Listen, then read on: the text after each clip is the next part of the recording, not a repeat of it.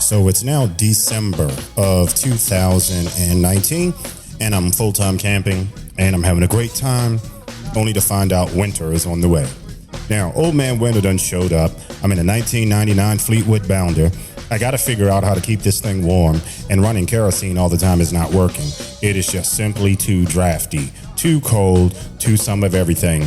I cannot wait until the spring of 2020. So I think, well, little did I know, COVID was on the way, so camping wasn't going to be the same anyway. Nevertheless, let me talk to you about what you need to do to prepare for winter camping if you're going to be out and about. It's going to primarily focus around somebody that's full-time camping stationary. However, if you are mobile, we're going to touch on that a little bit too. Anyway, y'all know I'm a church boy. We're going to rock out to this, and then we're going to start the show.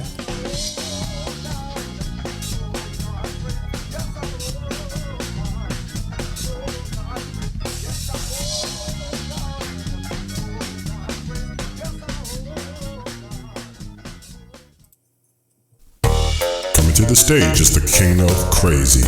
Let's put our hands together and welcome the king of crazy, Keon Hayes, and hanging with the Hazes.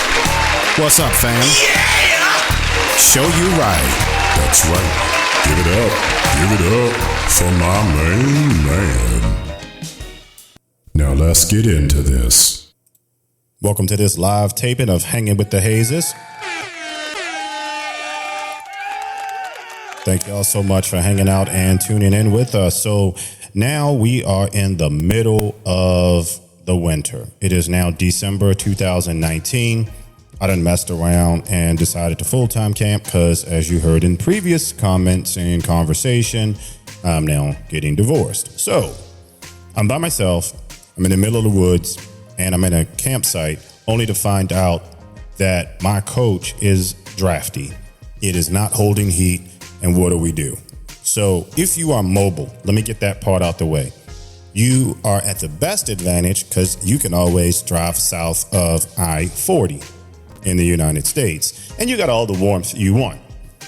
If you are stuck above I-40, specifically I-64 coming across the mid-Atlantic, then you need, actually, I'm going to say 64. I was going to say 66, but that's still too far north because the folks down in Fredericksburg, y'all get cold. So we're going to say 64. So from Richmond north, y'all got some things to deal with, and I'm going to tell you how to deal with them right now. So the first thing you need to consider is whether or not you need to either winterize or provide some type of shielding from drafty winds. Now, a lot of people purchase leather skirting that goes around. You see a lot of fifth wheels with it. Motorhomes, we got a little bit of a challenge. So we can do one or two things. We can do that, or we can use this inflatable type balloon that goes in front and down the sides to keep the draft from going under the bottom. Or take a trip over to the Lowe's or Home Depot, grab you some insulation 2-inch thick, cut it to fit around the motorhome, tape it up, and that's another option. It is the lesser expensive of the bunch. However, the problem is every time you go to use it, you need to put the coach right back in the same place at the same heights so you don't have any type of issues. That is the major challenge with that. With the blow-up pieces, it doesn't matter really where it is. As long as you're able to get under there, blow the stuff up to where it touches the unit, and then keep it moving from there, you're good to go. So that's the first consideration that you need to have when it comes to living in an area that you have to deal with cold weather. The second part to this is crucial. Everybody needs to wash their butt, which means you need flowing water. Now, notice I said the word needs to. Not everybody does when they're camping. Don't ask how I know. And let me just be clear. I'm not that somebody. So that being said, there is the water hose issue. What do we do when you are camping and need to keep that water flowing? Well, there are a lot of commercially available pieces out there. that you can get. Camco makes one, several other outfits. Amazon has a bunch. Here's what I'm going to tell you. Don't do that. Go to Home Depot or Lowe's. Get you about at least 30 feet of heat tape. And then you want to get you a dedicated water hose. I would say about 20 feet is usually all you need, unless you're in some weird place where there's lengthy stuff. And we got a caller that we're going to put in the air. We'll talk about that in a little bit. And then once you get that part squared away, you want to grab a insulation foam pipe that you would put around pipes. You want to get that about at least an inch to an inch and a half in diameter on the inside. And you want to get enough that's going to cover that 20 feet of hose. You're going to take the heat tape with the sensor in near the spigot so you can plug it into the pedestal. And then you're going to run the end of it up into the RV. Now, hopefully you have a little bit left over because you can wrap some fixtures under there, but you need the whole length of your hose in that insulation to be covered by that tape. And then you can either tape it or zip tie it, down so that it's completely covered and not going to move or slip out. And then what you want to do is go ahead, plug everything up. You want to connect the water lines, open the flow, and about an hour or so later, take a temperature of what that inside of that insulation is. In general, as long as it's over 32 degrees, you're good to go. You want it closer to 40. And then at about 45 to 50 degrees, the heat tape is going to cut off anyway. But you want to leave the heat tape outside. Don't put it down in a well if you can help it, because you need it to read the ambient air. So as long as the ambient air outside is below 32 degrees, the heat tape and the heat strip is on. When it drops below that, it turns off because it's not needed. So that's what you want to do. Now, the other outfits do the same thing with fancy wiring and fancy heat shrink and all of that. Look, they break. And when they break, you can't fix it. You got to get a new one. And they're $125 a pop for a good one. But if you make this one, any component that does fail, and I've had it fail before, you just simply replace it. In fact, I had my heat strip fail. Woke up one morning and no water. So, that's how that goes. I took a cold shower that day. So that is how you make it. And I will put a description and all of the parts you need in the comment section of this. So click on the show. It'll tell you everything that you need to do. And I'm going to sort of give you a quasi step-by-step guide to get that done. So once you do that and you get that hooked up, you got flowing water. If you decide to skirt your unit, you got wind. You've prevented wind from getting up under your underbelly and stealing your heat. Another thing that you must consider is snow. If it snows where you are, you have to figure out how you are going to deal with it sitting on top of your unit. Is your unit strong enough to hold it? Or do you need to get it down after every snowfall? Or do you want that kind of snow sitting on top of your unit and on the sides of the unit, because that will introduce delamination, which is a topic that I will do under the uncensored, because I got some choice words for certain companies about that I cannot say here. So if you decide that you need that snow to be removed and not stay up there, before every snowstorm, you want to throw tarps up on your unit. Now, I'm speaking specifically for trailers, fifth wheels, and Class A and C RVs. Class B RVs typically are short enough that a small ladder can get up there and you can push it off, and the roof is reinforced with metal. Now, some Class A units are reinforced with metal, but they still have wood up there. You don't want that much snow sitting on your membrane or fiberglass and there's wood under it. You want to get it off. So after you put the tarps up there, after maybe, 6 or 7 inches of snow, yank the tarp, it'll pull the snow, and just make sure you're out of the way. And then I would tie some type of rope at the bottom that you can kind of yank it, pull it off, and keep it moving. And then I would put a rope on the other side so that you can just pull it back up when you're done. So you can pull half one side, half the other side, or however you decide to do it. Just make it so that it's reusable. Especially if you start getting 18, 19, 20 inches of snow, you want to keep that up there as long as you can. Now, if it's one of those incidents where you have a snow event and you just yank it off, then great. And then when it all melts, throw the carpets back up there before the next event. You're good to go. But you don't want that kind of weight sitting up on your unit if you could at all help it, because that does drive up inefficiency. It does not make your unit efficient to heat. Now, if you're stationary, there's one other thing I want to talk to you about that is super, very important. You got to figure out how you're going to heat it. Now, I happen to call one of the local propane places, and I have a 125-gallon tank behind my unit. And I feed that into the propane lines that are already in the unit. And in case you don't know, they come with a regulator. Do not use yours if at all possible. The reason is you want a regulator that is going to be able to stop the pressure of 125 gallons, not a simple 30 gallon. Now, can it work? Yes. Do you want that kind of pressure behind your unit? Probably not. So their unit is 5 times, 6 times bigger as far as the regulator, and that is what you want to use. You're going to run a 1/2-inch pipe to your existing hoses, connect it up, and they'll usually do that for you if it is a unit that has a propane tank in one of the bays. Now, Fleetwood and several other Flana chassis, in their infinite wisdom, they decided to mount the propane tank under the coach in between the chassis. In my case, I'm like that. So what I have to do is climb under the coach, and I had to disconnect it for them. And then at that point, we got everything connected. If you are in one of those situations, don't fret. You're just going to need a really long 20-foot propane line. That's all.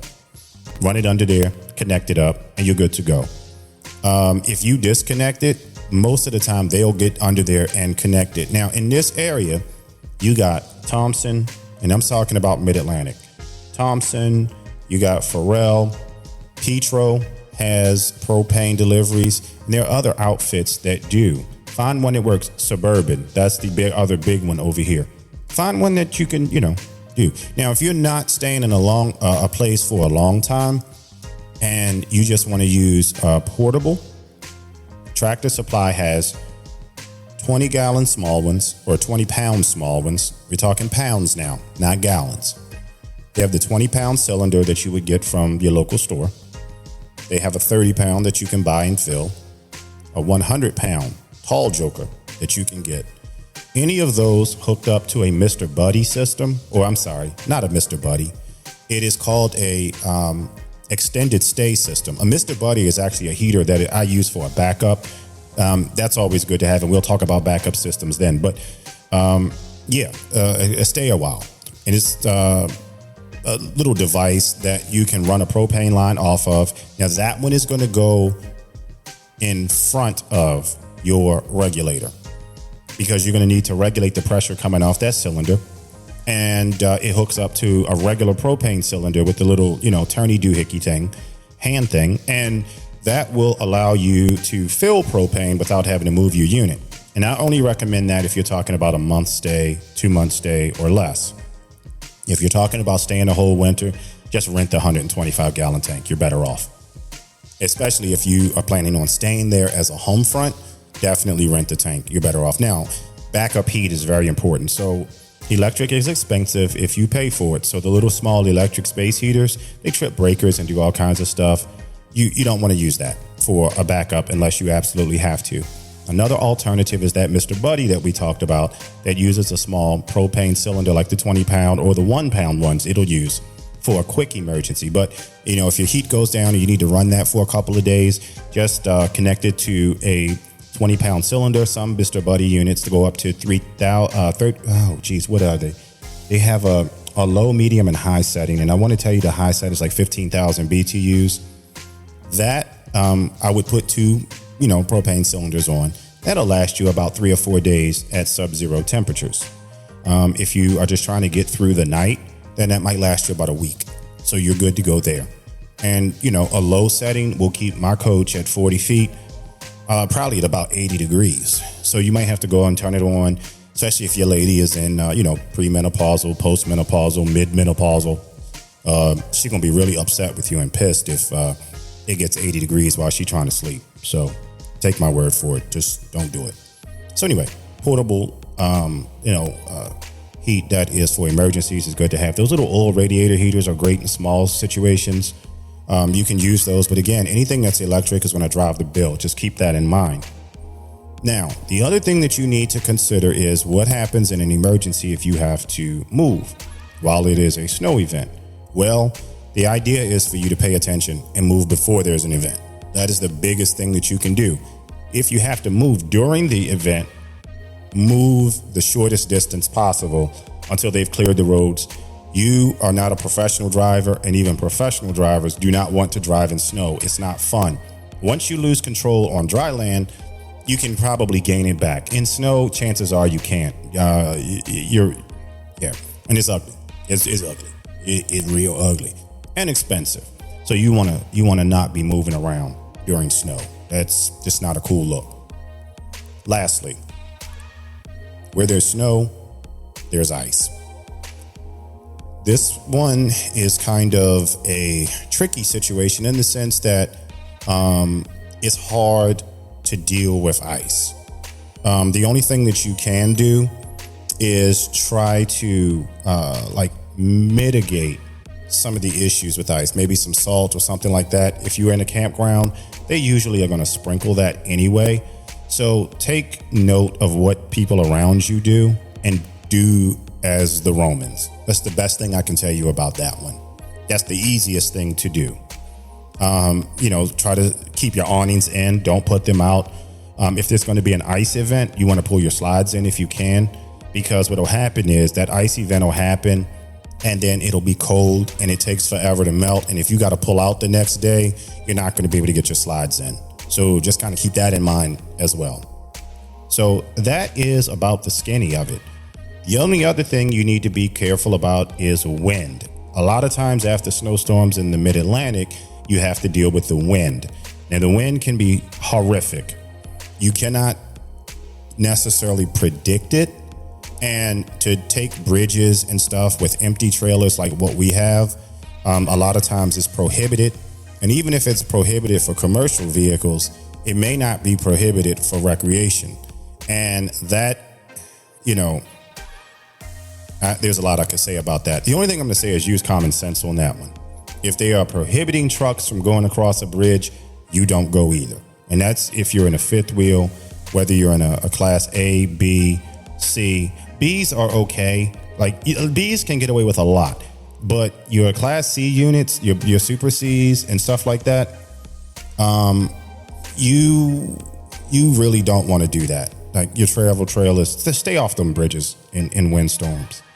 Now, there is one other topic I want to talk about, but let me take a quick 10 seconds and we'll talk about that. May 1st is quickly approaching. Make sure you join us on YouTube, Hanging with the Hazers Uncensored. That's the only place you can catch it. Don't meet us there. Make sure you beat us there. All right, now that we're back from that station identification, this is one of those topics that most people don't think about when camping, period, but definitely needs to be thought about when you're talking about full-time camping in general, specifically in the winter weather. If you have a medical condition, heart disease, diabetes, I'm going to include in that any type of asthmatic or anything like that, or allergy. And there are more, but those specifically that can potentially put you in a situation. You need to know how to get medical attention in the event of a snow event, be it 911, and remember, they're going to take forever to get to you if you're in a campground in a rural area, or having additional supplies. Diabetics, you keep insulin on you at all times if you have a snow event. You want to keep twice the amount that you would think that you would need during that time. So be it insulin pump supplies, continuous glucose monitoring, or pills, you need to keep significant amounts of it with you during a snow event because you don't know when you're going to get to a pharmacy. If you think you're going to run out of your prescription, then what you want to do is find a friend that also carries that same medicine, borrow some from them, and tell them you'll give it back when you get yours. Do not run out. Like, that's the wrong time for it to be 12 inches of snow outside. You done ran out of sugar juice. Same thing with cardiac patients, asthmatics. Keep enough medicine for at least 2 times the duration of the event.